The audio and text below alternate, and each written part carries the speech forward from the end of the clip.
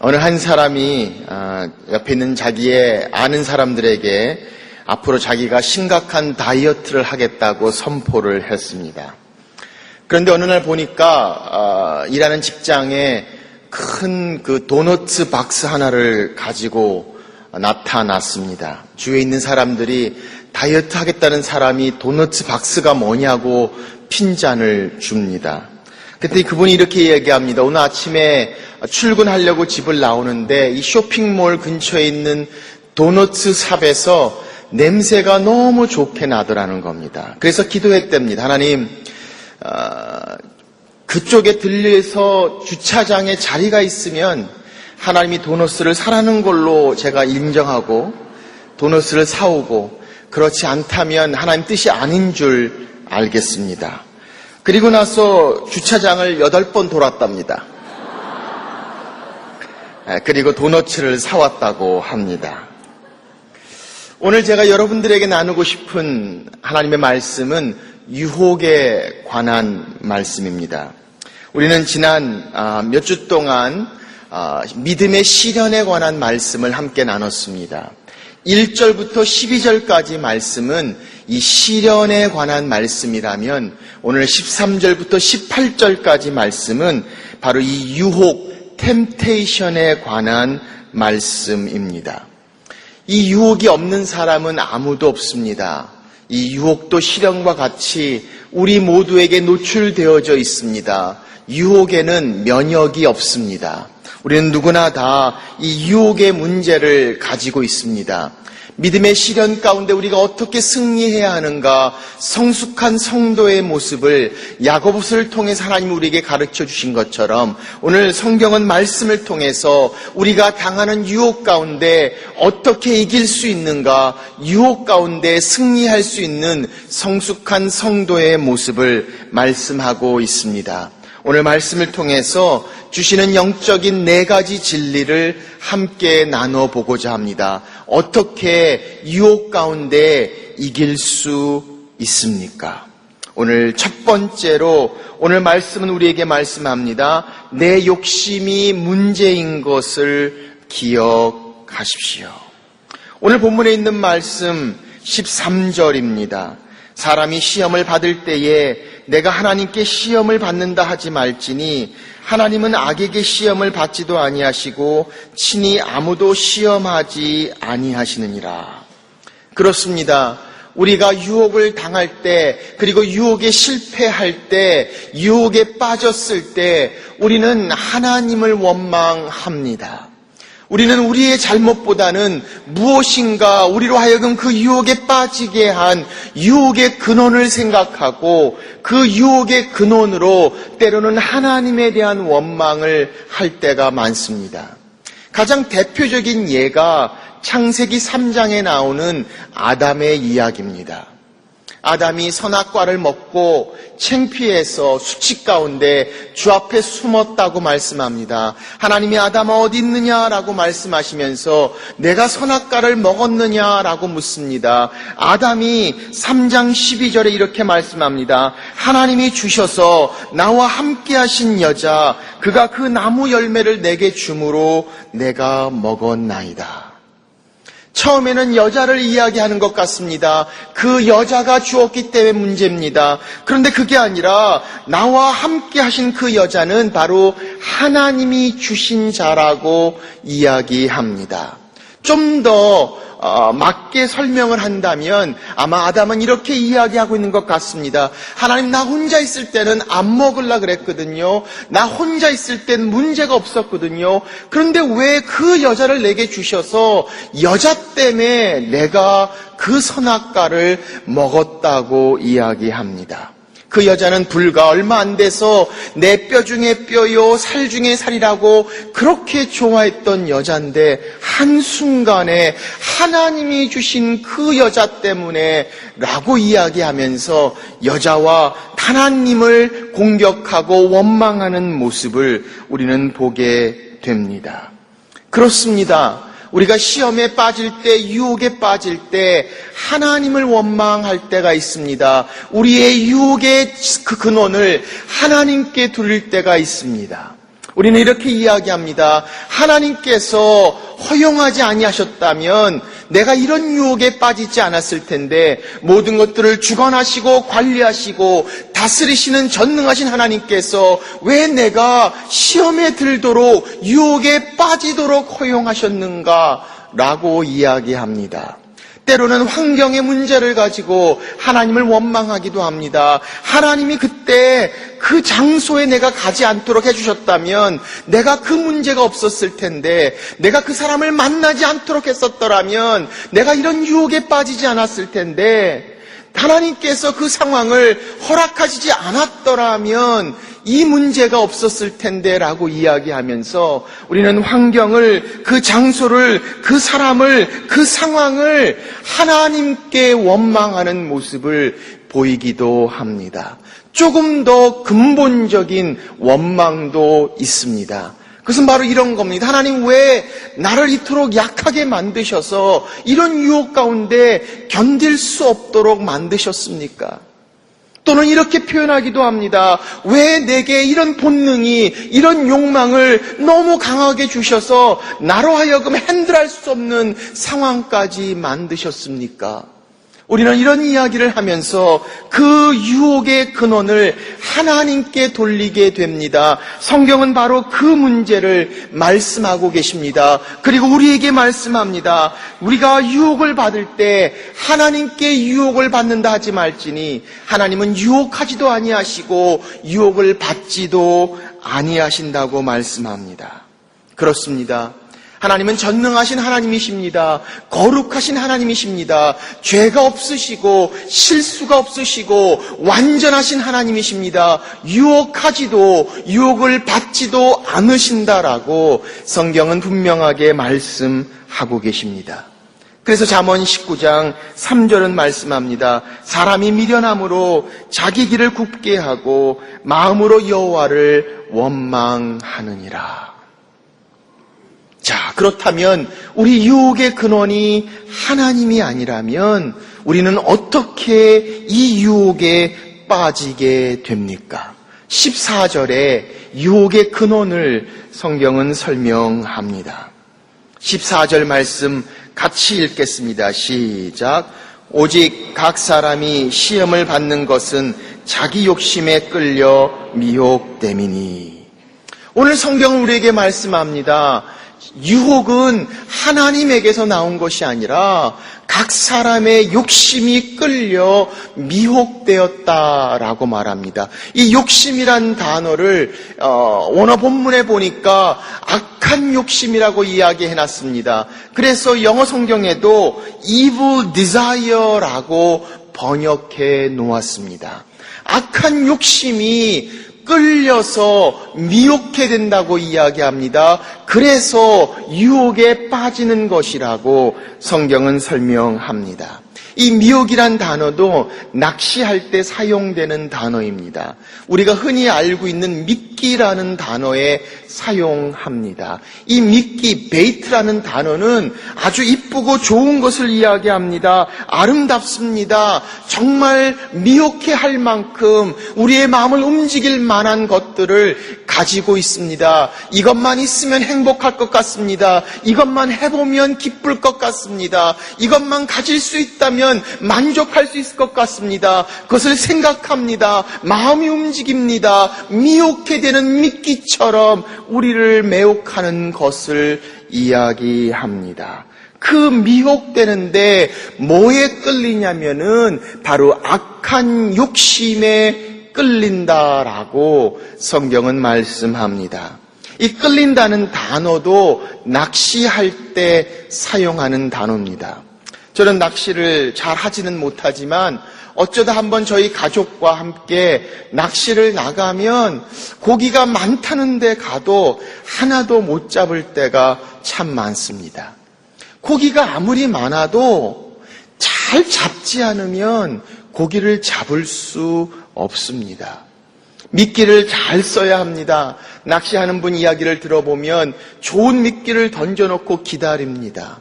그러면 찌가 올라오고 입질이라고 하지요. 물고기가 와서 단번에 그 미끼를 물지 않습니다. 처음엔 와서 그 미끼 주위를 방황합니다. 배회합니다. 한 번 건드립니다. 아무 일 없는 거 확인합니다. 2번 건드립니다. 찌가 조금씩 움직이는데 잘 모르는 사람은 그때 끌려고 하면 안 잡힙니다. 그때는 긴장하고 기다려야 합니다. 그러다가 몇 번 물고기가 먹이를 건드리다 자기의 욕심을 견디지 못하고 그 먹이를 한 입에 팍 무는 순간 팍 잡아 당길 때, 그게 바로 끌려, drag away 라는 단어를 사용하고 있습니다. 우리의 욕심을 참지 못해서 미혹게 되는 미끼를 팍 물어서 팍 잡아당기는 끌림. 바로 성경은 우리가 유혹에 빠지는 모습을 그렇게 설명하고 있습니다. 그러므로 사랑하는 여러분, 우리에게 당하는 유혹이 뭡니까? 미끼가 뭡니까? 우리를 미혹해 하는 것이 뭡니까? 우리의 욕심이 움직이는 것이 뭡니까? 사실 가만히 보면 우리는 욕심이란 단어를 사용하지 않습니다. 교회에서도 이야기하지 않습니다. 표현하지 않습니다. 그러나 정말 깊이 솔직하게 우리 자신들을 돌아보면 여러 미사여구를 쓰기도 합니다. 때로는 거룩한 단어로 표현하기도 하고 신학적인 이유를 다기도 하고 명분과 논리를 내세우기도 하지만 결국 bottom line은 우리의 욕심인 때가 얼마나 많은지 모릅니다. 신문지상에서도 민심이 어떻고 천심이 어떻고 이야기하지만 다 중심은 그 욕심인 모습을 볼 때가 얼마나 많이 있는지 모릅니다. 그러므로 사랑하는 여러분, 욕심에 끌려 미혹되는 것, 바로 그것이 우리가 유혹에 빠지는 것이라고 말씀합니다. 내 욕심이 문제인 것을 기억하십시오. 그러므로 내 욕심이 끌리는 데에 방황하지 마십시오. 배회하지 마십시오. 나는 괜찮겠지. 정말 죄를 범하지 않는 그때까지 가는 것, 어리석은 일이라고 성경은 말씀합니다. 다이어트 한다고 하면서 뷔페 식당만 찾고 가는 거 좋지 않습니다. 물론 얘기는 그렇게 하죠. 나는 많이 먹으려고 가는 게 아니라 골고루 먹기 위함이라고 이야기하지만 결국 가게 되면 아깝다고 다 많이 먹고 오지 않습니까? 다이어트에 문제가 있다면 아이스크림 사서 냉장고에 저녁 늦게 놓지 마십시오.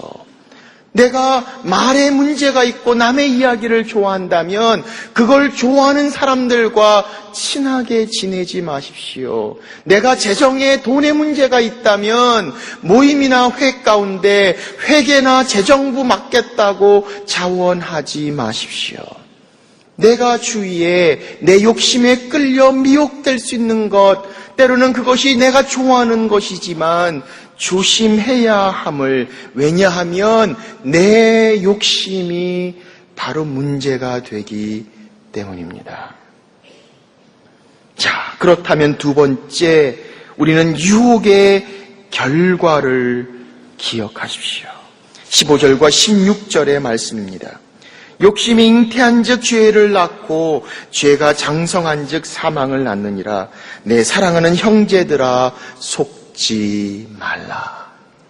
오늘 성경은 우리에게 말씀합니다. 두 번째로 우리가 유혹 가운데 이길 수 있는 방법, 바로 속지 말라고 이야기합니다. 유혹이 처음에는 단 것처럼 보입니다. 그럴듯하게 보입니다. 그것만 있다면, 그것만 할 수 있다면, 그것만 가질 수 있다면, 그곳만 갈 수 있다면 만족하고 행복하고 좋을 것처럼 보이지만 유혹이, 욕심이 잉태한 즉 죄를 낳고 죄가 장성한 즉 사망이 되느니라 라고 성경은 말씀합니다. 여기서 사망은 구원의 섬 이야기하는 사망이 아닙니다. 우리의 성도의 삶 가운데 하나님과의 관계가 단절되고 영적인 파워와 하나님과의 다이내믹스를 잃어버리는 영적인 무기력함의 사망을 이야기합니다. 그러므로 하나님과의 관계에서 주를 향한 뜨거운 마음이 없어지고 식어지고 미지근한 마음, 생명력이 없는 성숙하지 못한 성도의 모습, 욕심이 잉태한 즉 죄를 낳고 죄가 장성한 즉 사망이 낳느니라. 그러므로 사랑하는 여러분, 오늘 이 3세대의 이야기를 들어보십시오. 할머니가 욕심입니다. 어머니가 죄입니다. 자녀가 바로 사망입니다. 오늘 우리의 욕심이 죄를 낳고 사망인 결과를 알 때 우리의 유혹 가운데서 승리할 수 있음을 성경은 말씀합니다. 여러분, 모기한테 물릴 때 얼마나 가렵습니까? 그런데 그걸 가렵다고 막 긁으면 그때는 너무 좋지만 그 다음에는 어떤 일이 벌어집니까? 더 가렵습니다. 그래서 자꾸 그러다 보면 결국 터지고 진물 나오고, 그래서 그걸 알기 때문에 참는 것 아닙니까? 어떤 다이어트 하는, 운동하는 데를 가보니까 거기는 큰 상자에다가 다 보이게 기름덩어리를 갖다 놨습니다. 노란 기름덩어리를 갖다 놓고 이게 당신 몸 안에 있습니다. 이걸 빼야 됩니다. 라고 이야기합니다. 운동하고 싶은 마음이 절로 생깁니다. 운전면허 따는 데를 갔더니 자동차가 사고가 나서 박살이 난 그것을 그대로 거기에 전시해 놨습니다. 제대로 배워야 되겠다는 생각을 갖게 합니다. 그 마지막에 유혹의 결과가 사망인 것을 기억할 수 있다면, 그래서 어떤 설교자는 이야기합니다. 당신의 정욕의 불길이 타오를 때 지옥의 불길을 기억하라. 사랑하는 여러분, 유혹의 결과를 성경은 말씀합니다. 사망, 이 영적인 죽음을 기억할 때 우리는 유혹 가운데 승리할 수 있음을 성경은 말씀하십니다. 두 가지 기억할 것, 내 욕심이 문제인 것입니다. 그리고 유혹의 결과를 기억해야 합니다. 그리고 두 가지 더 이야기합니다. 그것은 우리가 거해야 할 것입니다. 세 번째는 건강한 것에 거하십시오. 건강한 것. 17절입니다. 온갖 좋은 은사와 온전한 선물이 다 위로부터 빛들의 아버지께로부터 내려오나니 그는 변함도 없으시고 회전하는 그림자도 없으시니라. 오늘 성경은 회전하는 그림자, 빛 때문에 그림자가 흔들리는데 그것이 없는 하나님, 변함이 없는 신실하신 하나님을 이야기합니다. 그 좋으신, 선하신, 신실하신 하나님께서 온갖 좋은 은사와 온전한 선물을 우리에게 주신다라고 말씀합니다. 우리가 유혹 가운데 승리할다면 유혹 가운데 미혹되는 것에 거하지 않고 건강하고 선한 것 가운데 있어야 함을 성경은 말씀하고 있습니다. 우리 영어에도 garbage in, garbage out 이란 말이 있습니다. 쓰레기가 들어오면 쓰레기가 나오기 마련입니다. 쓰레기가 모여지면 그곳이 쓰레기통이 되어져 버립니다. 콩 심은 데 콩 난다고 이야기합니다. 심은 대로 거둔다고 성경은 말씀합니다. 우리가 어떤 것들을 받고 있는가, 어떤 것들을 보고 있는가, 어떤 곳에 가고 있는가, 어떤 사람을 만나고 있는가, 바로 이런 것들로 우리의 유혹이 위험하다라고 성경은 말씀하시고, 하늘의 빛의 아버지인 온갖 좋은 것과 선한 것과 건강한 것에 있어야 함을 성경은 말씀하고 있습니다. 탈무드에 보면 그런 이야기가 나옵니다. 할아버지가 손주를 데리고 이야기하면서 이런 이야기를 전해줍니다. 우리 마음속에는 2마리 늑대가 살고 있단다. 한 마리는 좋은 늑대고 한 마리는 아주 나쁜 늑대인데 항상 이 좋은 늑대하고 나쁜 늑대하고 싸우고 있단다. 손주가 묻습니다. 그러면 싸우면 누가 이겨요? 할아버지가 손주에게 이야기합니다. 그건 네가 먹이를 주는 놈이 이긴단다. 먹이를 주는 것이 이깁니다. 여러분, 우리가 유혹 앞에서 어떤 먹이를 주고 있습니까? 불 가까운 데 가면서 나는 뒤지 않을 정도만 간다고 하지만 결국 그 불에 뒤고 마는 모습을 봅니다. 다윗이 밧세바와 범죄한 사건을 여러분 한번 기억해 보십시오. 그때 다른 사람들은 다 전쟁에 나갔습니다. 그런데 다윗이 남아서 왕궁 옥상 위를 거닐다가 저쪽에서 목욕하고 있는 밧세바를 보게 됩니다. 왜 밧세바가 그 시간에 거기서 목욕을 했는지 저도 잘 모르겠습니다. 그러나 왕이 다윗이 전쟁 중에 나가서 싸웠더라면, 다른 사람처럼 자기에게 맡겨진 일을 감당했더라면 그는 시험에서 승리할 수 있었는지도 모릅니다. 여러분, 유혹은요, 힘들고 어려울 때가 아니라 아주 잘 되고 좋을 때 더 위험한다는 겁니다. 성공할 때, 시간 있을 때, 여유가 남을 때, 일들이 잘 풀어지고 모든 것들이 잘 진행될 때 오히려 더 큰 유혹의 위험이 우리 가운데 있다는 것을 성경은 설명합니다. 그래서 건강한 가운데 건강한 것에 거하라. 하나님이 주신 온갖 좋은 은사와 온전한 선물을 성경은 이야기합니다.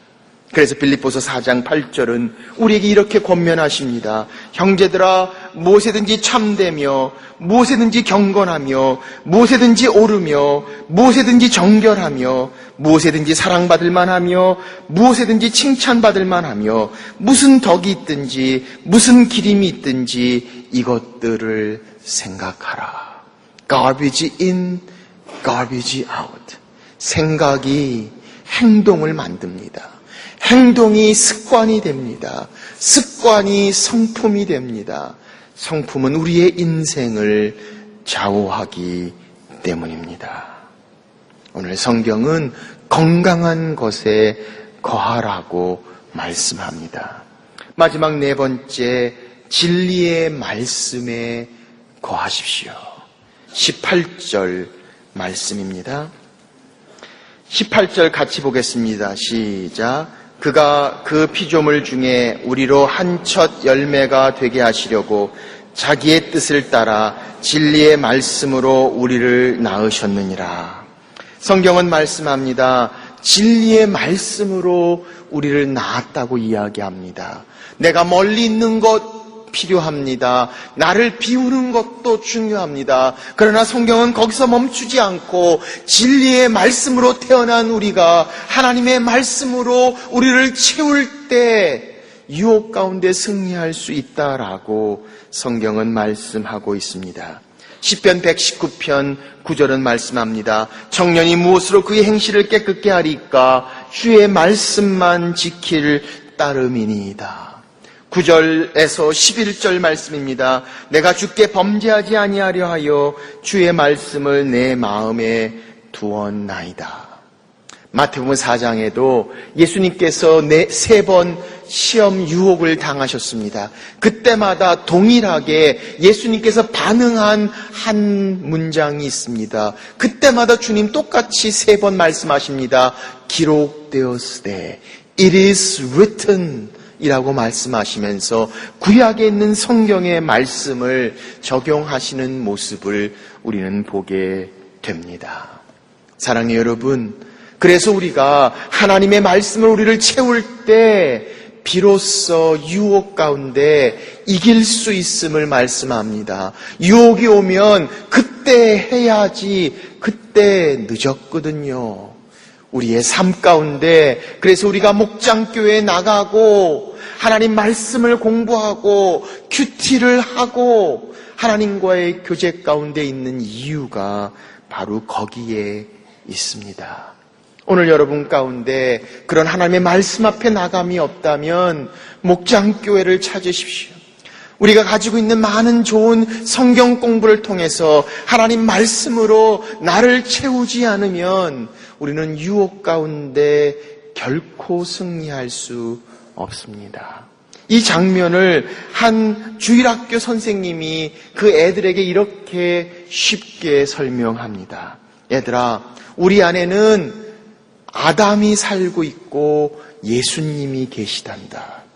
그런데 우리 인생에서 밖에서 유혹이 문을 두드리는데 그 문을 두드리면 아담이 먼저 튀어나가면 그것은 아주 안 좋은 것이고 예수님이 나가서 문을 열면 그건 괜찮은 거란다. 유혹의 문은 누구나 다 두드리짐을 당하지만 정말 중요한 것은 누가 문을 여는가. 사랑의 여러분, 유혹이 문을 두드릴 때 여러분의 마음의 문을 향해 누가 엽니까? 누가 먼저 뛰어나갑니까? 우리의 욕심인 아담입니까? 아니면 예수님입니까? 오늘 성경은 하나님의 말씀, 진리의 말씀으로 우리를 낳으셨느니라. 진리의 말씀으로 채워져야 하는 우리의 모습을 성경은 설명합니다. 오늘 우리에게 당한 유혹은 과연 무엇입니까? 우리는 이런 이야기는 쉽게 이야기하지 않지만 또 남들에게 표현하지 않지만 우리의 욕심이 미혹되고 흔들리는 이 유혹의 문제. 오늘 성경은 성숙한 성도가 유혹 가운데 이기는 모습을 말씀하고 있습니다. 내 욕심인 것을 기억하십시오. 유혹의 결과를 기억하십시오. 그리고 하나님이 주신 건강한 것에 거하십시오. 그리고 진리의 말씀으로 우리를 채우십시오. 오늘 그럴 때 유혹 가운데 이길 수 있음을 성경은 설명합니다.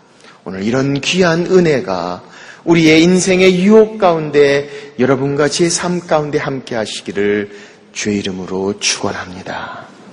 기도하겠습니다.